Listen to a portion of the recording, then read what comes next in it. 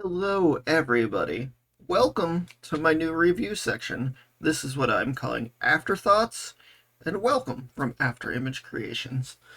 Today we're looking at Final Fantasy VII Rebirth. I've completed the game. Currently put myself in chapter 12 because I was going to go back and clean some stuff up because I got to a point where I think I did the first two areas, everything that I could, or most of the stuff I could, and then I kind of wanted the story. I wanted to get through it. I wanted to get the story, and I also wanted to wait for the update to see what they were doing with graphics and whatnot to go back and do like the more of the out in the world exploring, heavy combat, and moving around and doing all that stuff. So that's kind of where I'm at now with the game. I've completed it. I beat it. I've been to the end. Spoiler warning here. We'll talk about that stuff. The good, the bad, the thoughts on that. And since it's also a newer game, we're going to load right from the main screen here. We're going to load into the game, kind of show speeds and all that kind of stuff. You know, if you've ever watched my old series, which was called Voxel Chronicles, um, this is like that version 2 moving forward, more homed in towards me. So, let's hop in here and do this. And if you like this, please, hit that like, hit that subscribe, and check out some of the other videos. I have a ton of other content on here. Multiple playlists set up for a bunch of different things. Way older videos that were just some stuff.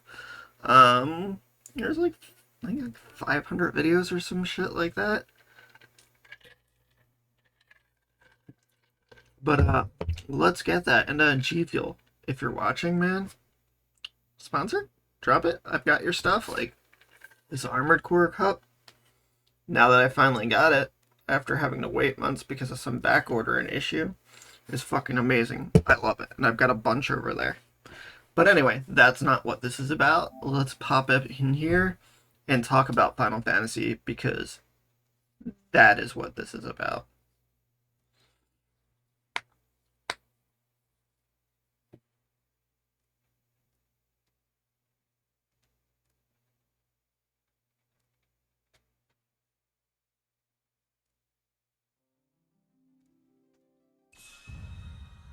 There we go. We're gonna hop right in here. And one of the things that I love that they do too, we'll start out with this. We'll start just from the main menu, and then we'll work our way into the game. Is they have the story so far stuff, which is really great and awesome. I really like that they have those in there. It helps a lot, especially when you're like returning and you don't want to like listen to something. They give a nice little thing to watch of kind of like what was going on and happening right up to the point of the start of this game. Bonuses here, you can come in here, you click check save data, and it's going to scan through to see if you have your save data on it from the previous, and then you get these bonuses when you go into the game. Options were pretty standard, like in most games. We'll pop up in here. Gameplay, I'm just trying to level up a bunch of stuff, so I dropped it down to easy. Because it made it super quick to be able to get off limit breaks, to be able to use people's special moves so that I can just put on the equipment I want, because I'll show you when we're in there too. You kind of gotta like learn through each of the moves to have them then active in the list of moves. Yeah, active, forget. Just some, normal stuff. Camera, out of distance is 3. I think they could go more with this, but, to each their own. Screen shake, don't like that shit. Graphics, like I said, we're playing in performance smooth.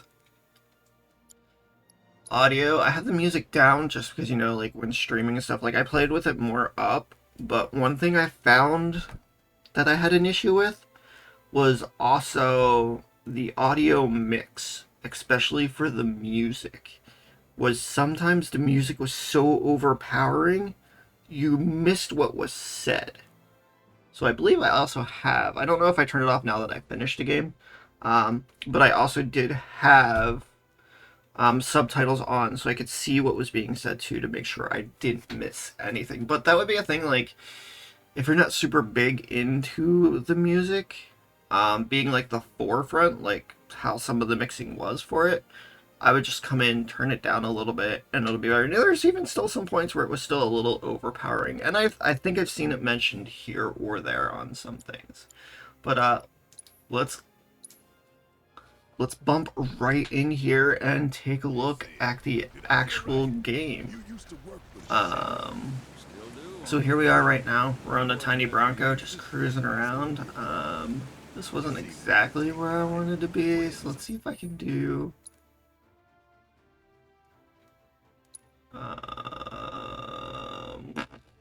what do I want to do here?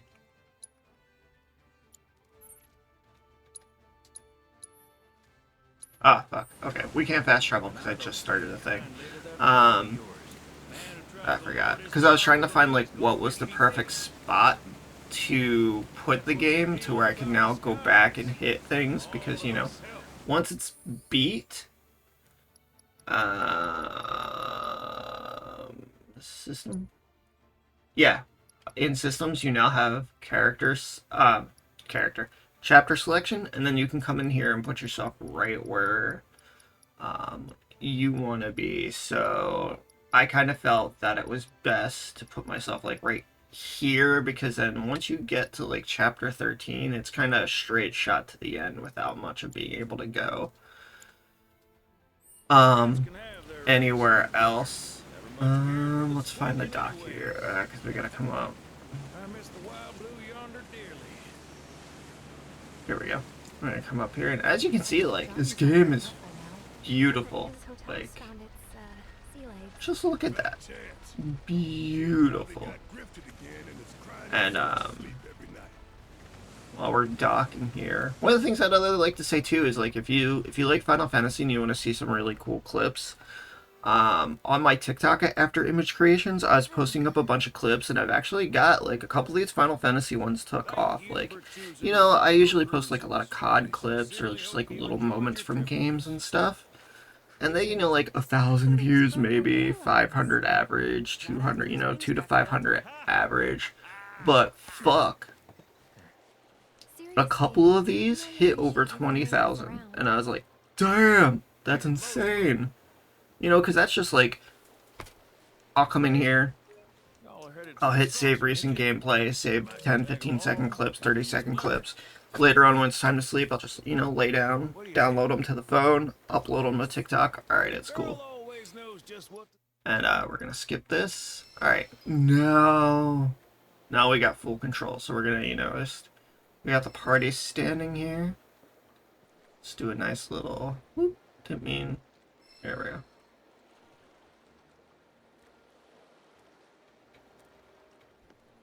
It's a little touchy, so it's going like up. But yeah, let's go out. Let's just move around a little bit. The shadows, great. I have Tifa and Aerith with me. But we're gonna go out and get into that world because this game is fun. Actually, before we do that, we'll stop kind of here under the bridge, and then we'll come in here, and we'll take a look at some things now. So I'm level 48 right now. I still got a ways to go. Obviously, Cloud's 49, because there's some parts where you use certain characters and then some parts where you don't. One thing I think this game does really good at is having spots where you can only be certain characters, and it makes sense for the story. And as far as progression, so that once you get to the end and you're having these big, crazy, multi-tier battles where everybody's involved, that you don't have a bunch of people that were lower, or that you have to go back in now and, like, try to take these other ones out and level them up. It does a fair good mix from point A to point Z, mixing up the party, mixing up who you're playing with. And even, like, let's say I'm using these three. Alright, it's going to cut and shift now, and I'm going to have another set of 3 that I'm playing as for certain parts. Or you're going to get to a part where, okay, now it's just Cloud and this person, or it's this person and this person, or it's this group or this group. So that was a lot of fun, and that's a lot of cool. They have an item transmuter system now, which they got a light crafting system. It's pretty cool. I don't think it was super necessary. Like, it's nice to have, and because of like the open world element of the game. But what you can do is you collect up stuff. It also levels up, I think like 16 or so is the max, but like you just come here, whole transmute, bam, and now I can like transmute some other stuff. I still got to go through and do this. So like we can come down here, we can hit this. You can see it's leveling up. Cushions. Don't really need those, but then you can come in here and there's all sorts of different things you can make. Like we'll make this just to have it. So it's kind of fun. It just depends how much time you've spent out in the open world too. There was like a key item too for a quest that you had to come do. There's probably a couple more because I haven't done all the side quests and everything in this game. We've got a materia system, which is really fun. I would just say, sorry. There we go. We got all focusy weird there. One of the things I don't like about the materia system in this game, or I wouldn't say I'd say it's materia and combat because it links together. So in order for your characters that you're not controlling to automatically use their abilities, you have to have a materia equipped to them called auto unique ability. And it's really like you got to go through and do a bunch of stuff to get these, and you got to do all like Chadley shit. I don't even have one for every character yet, so it's super annoying because I've got like some characters that are fully set up and then have that. So in combat, it's super great. It's a great experience. And then in other, I don't have it. So when it's combat, it's a lot of clicky moving around, less focusing on what I'm doing and more focusing on trying to make sure the characters are being optimal. So that'd be one of my gripe about the materia system. Other than that, it's fun. The choices of weapons in this one were really cool too. So we have one. I have all cloud stuff, so I have 1, 2, 3, 4, 5, 6, 7. 7 weapons here. It was really cool, especially like the last ones that come from like the Temple of Ancients area. They look really cool. And it has me really looking forward to part 3. I hope in part 3 they really hone in on those weapons like Apocalypse, being able to get Masamune for Cloud, and like the super iconic blades. Like yeah, we got like Crystal Sword here, the Buster Sword obviously is in each of them. I hope we get more.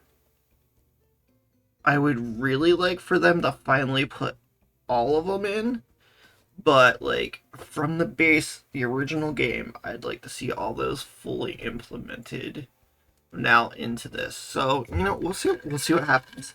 That's a wish, it's a hope, it's a dream. I'd also like to see the full fusion sword in here too. That'd be super cool. But yeah, so that's that. Everybody's kind of, you know, around the same level. It does a pretty good job of keeping everybody the same. So let's go check out some combat, because combat's cool and you can do some fun things once you get stuff set up. Some other quality of life things they added now is, like, see how I just ran over those items and it picked them up? It's your crafting resources. Another thing, I don't know how well you can tell from here, but like looking on like the big screen, you can kind of see that it's kind of muddied out in some spots. So hopefully they can finish with this next patch that they're working on, because there is a blocked quest line that if you have it digitally, there's no way to undo everything to be able to actually progress it. It's with one of the races in the Gold Saucer. But let's go find some combat real quick, because I wanna show that off a little bit, and then we'll wrap it up with talking about the story, so I don't get super long here. I think we got some guys up here. Oh no, that's a stupid owl. Okay, so the owl also annoyed me. This game, unlike Dragon's Dogma 2, because this was prior to making this video, I was talking about Dragon's Dogma 2. It's really easy to find out where you want to go. Like, it's laid out nice, but the stupid owl that shows up all the time is just something I don't think they needed to have in there. I think the owl was lost programming time or working on something else. Like, that didn't need to be there. Alright, let's come up here. We got these guys. I'm going to show you. Okay. Whoops. I forgot how to play. Okay, so now I got that up with Cloud. I'm gonna come here and I'm gonna use this plasma discharge. So now, every time my bar fills up, that's gonna go off. And that shit's so insanely powerful because if you just like keep using... Oh, he stunned me. That wasn't fun. If I keep using that, it'll go off. But there was combat. The other thing is too is like the rest of the party is kind of like out and about. Let's see if we can find another group to see if you can see it. But the cool thing is like Yuffie, Barret, Red, Kate Sith, they'll be like out and about and they'll be making like little pot shots off at stuff too, like as you're doing like the full battle. You can really see it in boss battles too. So here we're gonna do this. We're gonna do my plasma discharge because that's how he's set up, and then see that like boom. That was fun. Yeah, so combat's nice, fluid, top tier for this game. A lot of fun, a lot of interesting things you can do. Like I said, with Cloud, I have him set up for that kind of lightning build, so I use Plasma Discharge, and then what happens is every time your bar fills up, Plasma Discharge goes off. So I'm like doing that going into Braver or going into one of his other moves, so I'm constantly like boom, boom, boom, boom. And I also have him set up so his bars fill up really faster, so it's just constantly going off, and it just shreds stuff. It's so much fun. But these areas are fun. They're big. It's open world. I'd call it large scale semi-open world because you kind of have like your transfers to the other areas. But yeah. These areas are just fun. They're beautiful. Everybody talks about the yellow paint reclining.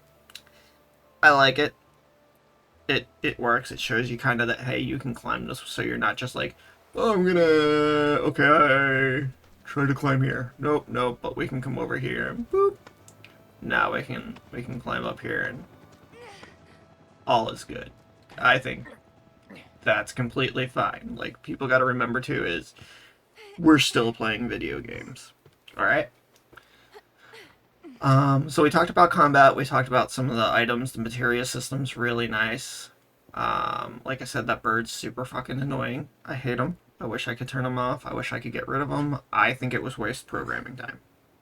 That resource could have put somewhere else better. Hey, like the rest of the party's starting to show up now. So let's talk about the story. The story was fun. The back and forth that happened between, like, this world and the world where Zack is a lot of fun. To me, the way I interpret it is, because everybody's like, oh, multiple timelines. The timeline theories, the multiple world theories, it's nuts. It's out there. What I took away from it, because I've listened to all those videos too, I want to know all the speculation, what everybody's thinking, what all the deep dives are of this is, I'm thinking that it's our timeline, and then it's the live stream. But the way the live stream works is as if there's multiple other timelines, if that makes sense, but not necessarily timelines. It's depending on whose memories are being accessed and what's going on in the live stream is how it reacts. That's why at one point we saw up to 3 different timelines, because we have ours out here, and then inside we had the one with Zack where they're doing those little side stories where certain characters are starting to show up there. And their memories are remembering things that they shouldn't, or know certain things that they shouldn't. But then when you're finally there with Cloud and Aerith, and she tells him it's a dream, I think it's like she was connecting him to the live stream to have this moment. But now because he's connected in there earlier than he should be, it made this little offshoot up where their thing was happening, not necessarily in the same spot as where the other part was happening. But who knows? We'll see once part 3 comes out. We'll see how they flush that out, how they fully explain it, and what happens. Or we could just be left to wondering. Like, that's another thing that they could do, and I'd be perfectly fine with, is they could leave us to just wonder what that was, what that is. Is that just the live stream? Is that how that's working? But But really, that's what I think. It's more the live stream, and it's kind of depending on who's interacting or what with the live stream in that kind of way. Because you kind of also see that with Tifa when she's in there and in the live stream of the weapon. Um, and she's seeing like her hometown and being able to see that being pieced back together about events and getting clarity on certain things. So we'll see. And speaking of weapons, I hope to God that these stupid swimming weapons that we've seen are not it. Emerald weapon better be fucking huge. Diamond weapon better be fucking huge. Ultimate weapon better be fucking huge. Like they were in the first game. Ruby as well. Like they all need to be those big, huge things, not these little. Even though they were pretty big, and I really did like the Gongaga area, I don't like that iteration of the weapon. But maybe they were babies. Who knows? Maybe they'll flush that out some more. That's all up to speculation too. Um, but yeah, so this game, it's a ride from beginning to end. There's a shit ton to do. Like you're seeing, I've put in like 100 hours into the game, and I still got stuff that I need to go back and like. We'll look at the map here. I think I can press that to go to the world map. And look, I've only completely... Okay, so I didn't even do 2 areas. I've only finished Grasslands. I still gotta come back here. The Meridian Ocean is doing some piratey thing. I haven't done anything here, haven't done anything here. Only done one of the side quests there and haven't done any of that. And then Northwood is just kind of like the end of the game. So Temple of Ancients and shit is up here. Which also gives us too is like... So like over here is around like where Rocket Town and stuff is. So we haven't even seen, like, they still have a lot they can do and put out and then also revamp the stuff as it goes. But this was super solid. I enjoyed it. Like I think my brother has actually completed everything there is to do, and I think he finished with around 130 to 140-ish hours. You know, really doing everything, taking in everything, getting all the things craft, doing all the side story, doing all the Queen's Gambit, which is a lot of fun. I really like that. Some people don't. I do. It was a lot of fun, especially when you figure it out, and especially once they start laying more on it. So much fucking fun. But yeah, so that was Final Fantasy VII Rebirth. I am waiting for the next part. Like they said, they're hot on the heels working on that. They have the story flushed out. They have the basis of it because of the system. They'll have the improvements because of the updates they're doing to this game, and they'll see how that works to implement into the next. So I just think this next one is going to be this crazy, wild ride. And since there's not, like, there's still a lot to tell, but there's a lot to tell in more focused areas to where this kind of went, like, there was a little bit of everywhere. To where this is really gonna like hone in Medill, Wutai, Northern Crater, the Northern Continent stuff. Like they've got real big set pieces to hone in and then do, and then come back to explore all this. So, coming back to Midgar and stuff like that, and Junon. It's gonna be a ride. I really can't wait to see how they started off and what they do in it. And the one thing, we'll close out with this. This is probably the most topical thing for me. The one thing that I loved and I hated at the same time was the scene. How they did Aerith's death in this game was fantastic because of how this is. Obviously, how it happened in the original and how they portray it was perfect for that. But how they did it here with being able to glitch out Cloud's memories and like they really shook up the end of this part and it was great. I hope that when we come into the next game, and I'm thinking it'll probably happen when they piece Cloud's mind back together, because that's going to be a big part of the next one, is Cloud needs to fully break, and then he needs to be brought back together. I hope they show the scene of him placing Aerith into the lake, because to me, that scene is almost more iconic than her death scene from the first. I would have to say him putting her into the lake would be one, and then her would be two. And then after that, the most memorable scenes and like visuals from the first were like the stuff with the weapons showing up and being shot in the Junon cannon and all that. So we'll see what happens. I really hope we get that scene in the end. I think they'd be very smart to incorporate it into the third part as a flashback type thing, or like when he's being pieced together and realizing what's actually happened. But let me know what you guys think below. We kind of went on for a bit. We showed off some things. We talked about some things. So I hope you guys enjoyed. Please check out some of the others. This is just the second episode. I've got, I think, one more game I want to do today that I want to try to get a little review on. I'm not sure how well it'll work since it's multiplayer, but we'll see. That'll be Helldivers 2 coming up.